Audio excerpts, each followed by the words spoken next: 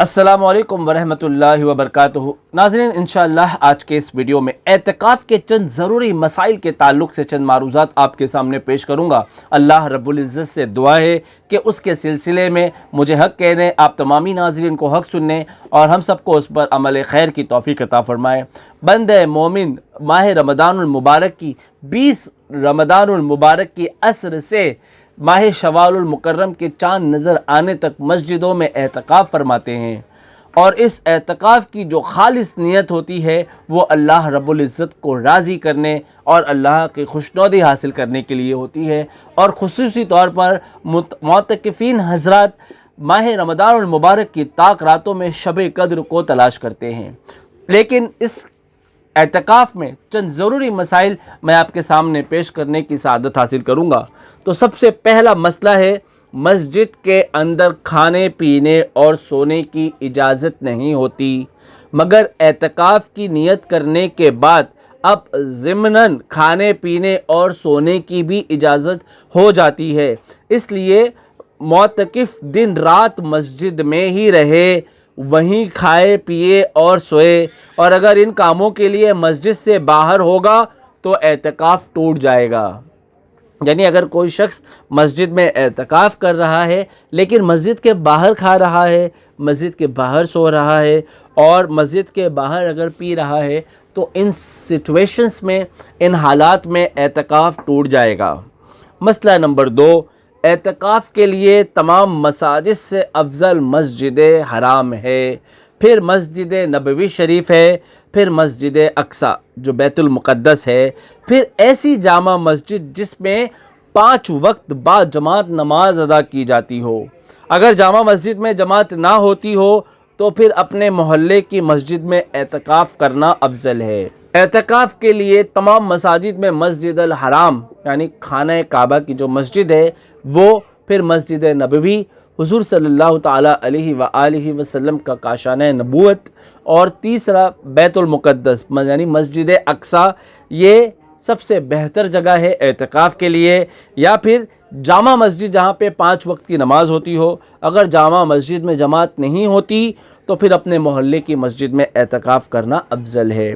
मसला नंबर 3, एतकाफ़ का अहम तरीन रुकन ये है कि आप एतकाफ़ के दौरान मस्जिद की हुदूद में ही रहे, बाउंड्रीज़ में ही रहे, और ज़रूरी ये है कि सिवाय एक लम्हे के लिए भी मस्जिद की हदूद से बाहर ना निकले, मस्जिद की बाउंड्रीज़ से बाहर ना निकले, क्योंकि एक लम्हे के लिए भी शरई इजाज़त के बग़ैर हदूद मस्जिद से बाहर चला जाए तो उससे एतकाफ़ टूट जाता है। यानी कोई शख्स अगर मस्जिद में एतकाफ़ कर रहा है तो वह बिला शरई उज़्र के मस्जिद के अहाते से, मस्जिद के हुदूद से बाहर भी नहीं जा सकता। तो अगर किसी का वज़ू है और उसके ऊपर वो दोबारा वज़ू करना चाह रहा है तो भी वो शख्स को इजाज़त नहीं कि वज़ू पर वज़ू करने वो दोबारा वज़ू खाने जाए। आम तौर पर हमारे बहुत से मुसलमान भाई हुदूद मस्जिद का मतलब ही नहीं समझते और इस बिना पर उनका एतकाफ़ टूट जाता है और उन्हें पता भी नहीं चलता। इसलिए जब आपका किसी मस्जिद में एतकाफ़ करने का इरादा हो तो सबसे पहले ये काम करना चाहिए कि मस्जिद के बानी या मुतवल्ली से मस्जिद के अहाते की ठीक ठीक हदूद मालूम कर ले और ख़ूब अच्छी तरह बाउंड्रीज़ जो होती है मस्जिद का उसका मतलब समझ ले। आम तौर पर मस्जिद के पूरे अहाते को मस्जिद ही कहते हैं, लेकिन शरअन पूरा अहाता मस्जिद होना ज़रूरी नहीं, बल्कि शरअन सिर्फ वो हिस्सा मस्जिद होता है जिसे बानी मस्जिद ने मस्जिद करार देकर वक्फ़ किया हो।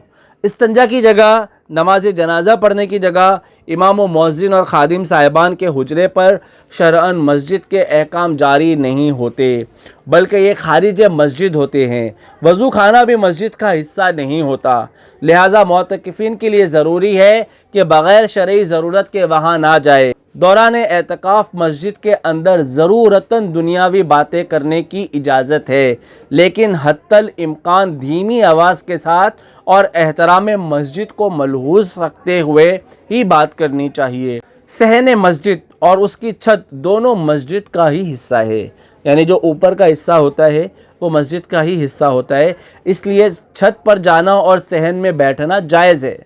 مگر شرط یہ ہے کہ چھت پر جانے کا راستہ مسجد کے اندر سے ہی ہو، اور اگر باہر سے ہے تو جائز نہیں، یعنی سیڑھی باہر سے نکلی اور ہم لوگ اوپر جا رہے تو آپ اعتکاف میں ایسا نہیں کر سکتے، آپ کو مسجد کے اندر ہی بیٹھنا ہے۔ اگر جائے گا تو اعتکاف فاسد ہو جائے گا۔ خیال رہے کہ مسجد کی چھت پر بلا ضرورت چڑھنا مکروہ ہے کہ یہ بے ادبی بھی ہے۔